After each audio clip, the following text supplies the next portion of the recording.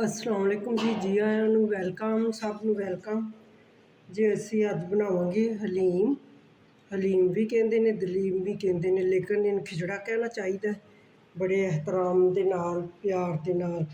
ते असीं अज बनावांगे खिचड़ा, जिंदे वास्ते मैं लै ने सौंफ और कड़ी पत्ता लिया, जिन्हों मैं धो लिया। स्टार मैं एक ही लिया है, कहते पत्ते पुत्ते टुटे हुए ने, ज़्यादा नहीं पानी चाहिए, बहुत तिखे वाला होंगे। और भर के वड्डा चम्मच में लिया सुक्का धनिया, जीरा ज़्यादा सारा लिया, दालचीनी, लौंग और वड्डी इलाची, काली मिर्च।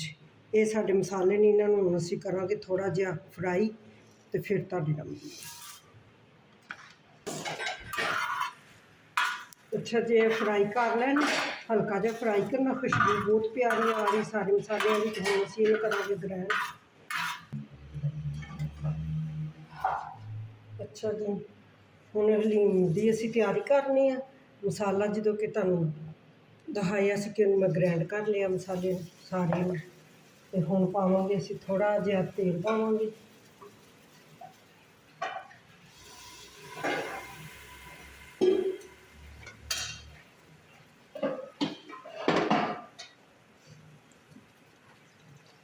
ਹੁਣ ਪਾ ਦਿਆਂਗੇ ਅਸੀਂ ਗੋਸ਼ਤ ਸਾਡਾ ਵੱਡੇ ਵਾਲਾ ਹੈ, ਜਿਵੇਂ ਕਿ ਤੁਹਾਨੂੰ ਪਹਿਲੇ ਵੀ ਇੱਕ ਵੀਡੀਓ 'ਚ ਦੱਸਿਆ ਕਿ ਇਹਨੂੰ ਉਬਾਲ ਕੇ ਪਾਣੀ ਦਾ ਕੱਢ ਲੈਣਾ। ਥੋੜ੍ਹਾ ਜਿਹਾ ਉੱਪਰੋਂ ਇਹਨੂੰ ਹਲਕਾ ਜਿਹਾ ਅਸੀਂ ਫਰਾਈ ਕਰਾਂਗੇ।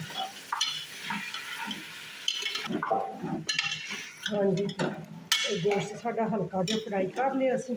ਥੋੜ੍ਹਾ ਜਿਹਾ ਹੀ ਆਇਲ ਲੱਗਦਾ, ਨਹੀਂ ਤੇ ਇੰਨਾ ਆਇਲ ਨਹੀਂ ਲੱਗਦਾ। ਇਹ ਮਸਾਲਾ ਜਿਹੜਾ ਤੁਹਾਨੂੰ ਦਿਖਾਇਆ ਸੀ ਪਹਿਲੇ, ਇਹ ਜਿਹਾ ਪਾ थोम पूरा एक गंढा छिले से, अदरक कुटिया हुआ,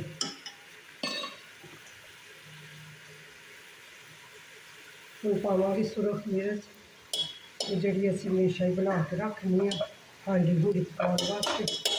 वाली मिर्च पट के पा दिता चम्मच, तो पा देंगे असी हल्दी एक चम्मच पट के।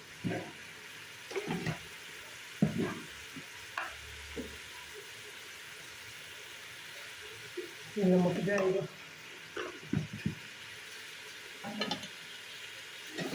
अच्छा जी, हम पा देंगे असी पानी असी उन्ना ही पावांगे जिन्ने नाल साडा गोश्त गल जाए, बहुत ज़्यादा वाला गल जाए। टमाटर ने 4-5 अद्धे अद्धे करके पा दिते। जिस वेले गल जाएगा गोश्त असी लावांगे उत्ते ढक्कन, तो फिर उहदे विच असी छिलके चुक लवांगे। ए लीमू ने, तुहाडे कोल लीमू हो तो तुसीं उन्हां दा रस पा सकदे जे, अगर नहीं है तो फिर टाटरी थोड़ी जी पा सकते जी, टेस्ट अच्छा करने वास्ते। लेकिन मेरे को होए भी तो मैं नहीं पावांगी, क्योंकि मैदा खराब कर देगी टाटरी। हुण असीं इहनूं कवर कर देंगे।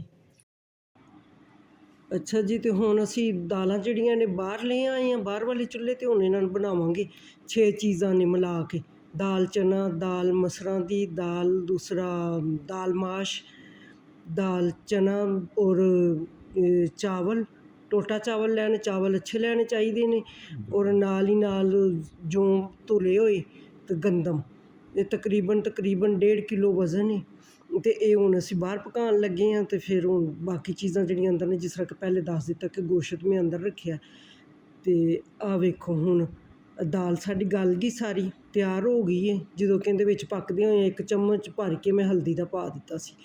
ते हुण असीं इहनूं अंदर लै जांगे, पतीले नूं अंदर लिजा के। तो बाकी चलो जरा ना नहीं काबू आ सकता मधानी नाल ते हुण नाल कर सकते।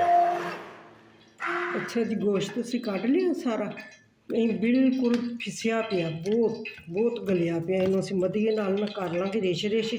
हड्डियां वाला गोश्त लाजमी लेना चाहिए, क्योंकि इहदे नाल बहुत अच्छा टेस्ट आंदा। ते आ जिहड़ा मसाला है ये हुण मैं हलीम च उल्टा देंगी नाल। ते इधर असीं रख लैने नाल ही प्याज फ्राई होने वास्ते। आयल साडा गर्म हो गया।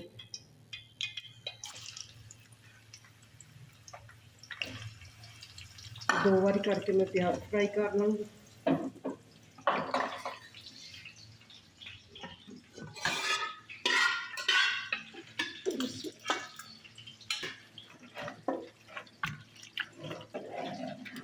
हाँ जी, तो वेखो इस तरह मधीए दे नाल ਇੰਨਾ ਗੋਸ਼ਤ ਗਲਾਉਣਾ ਇੰਨਾ ਗਲਾਉਣਾ ਹੈ ਕਿ ਜ਼ਰੂਰਤ ਹੀ ਨਹੀਂ ਪੈਣੀ ਕਿ ਆਪਾਂ ਇਹਨੂੰ ਕੁਛ ਕਰੀਏ। ਹੱਡੀਆਂ ਵਾਪਸ ਜਿਹੜੀਆਂ ਨੇ ਕੱਢ ਦੇਣੀਆਂ ਨੇ, ਜਿਵੇਂ ਆ ਇੱਕ ਹੱਡੀ ਫੇਰ ਆ, ਅਤੇ ਹੱਡੀ ਵਾਲਾ ਹੀ ਪਾਉਣਾ ਚਾਹੀਦਾ ਕਿਉਂਕਿ ਬਹੁਤ ਹੱਡੀ ਨਾਲ ਨਾ ਅੱਛਾ ਟੇਸਟ ਆਉਂਦਾ ਹੈ। ਹਾਂਜੀ, ਅਤੇ ਦੇਖੋ ਸਾਰਾ ਤੁਹਾਡੇ ਸਾਹਮਣੇ ਮਧੀਏ ਨਾਲ ਮੈਂ ਸਾਰੇ ਸੂਪ ਕਰ ਲੈਣੇ। ਹੁਣ ਇਹਨਾਂ ਨੂੰ ਅਸੀਂ ਵਿੱਚ ਉਲਟਾ ਦੇਵਾਂਗੇ। ਬਿਸਮਿਲ੍ਲਾਹਿਰਰਹਿਮਾਨਿਰਰਹੀਮ। ਅੱਲਾਹ ਤਾਲਾ ਸਭ ਦੀਆਂ ਮੁਸ਼ਕਿਲਾਂ ਆਸਾਨ ਕਰੇ। ਅੱਲਾਹ ਸੁਣ ਮਾਮਾ ਦੇ ਨਾਮ ਦਾ ਸਦਕਾ ਕਰਕੇ ਅੱਲਾਹ ਸਾਡੀਆਂ ਵੀ ਪਰੇਸ਼ਾਨੀਆਂ ਦੂਰ ਕਰੇ। ਇਹ ਜਿਹੜੇ ਮਰਮ ਨੇ, ਮਰਮ ਦਾ 10 ਦਿਨ ਸਾਨੂੰ ਅਫਸੋਸ ਵਿੱਚ ਰਹਿਣਾ ਚਾਹੀਦਾ।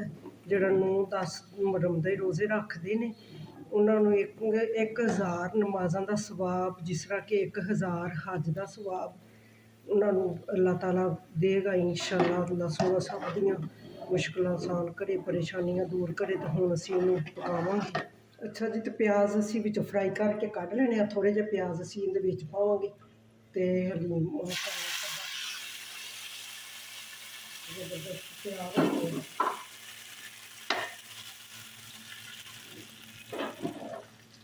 ਉਹ ਵੇਖੋ ਰਿਸ਼ਤੇਦਾਰ ਨੂੰ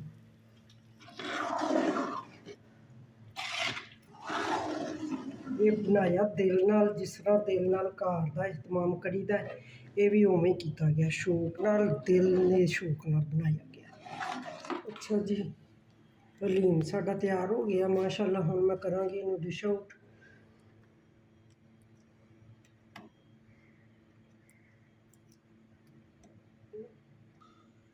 ਕੋਈ ਕਮੀ ਨਹੀਂ ਹੈ।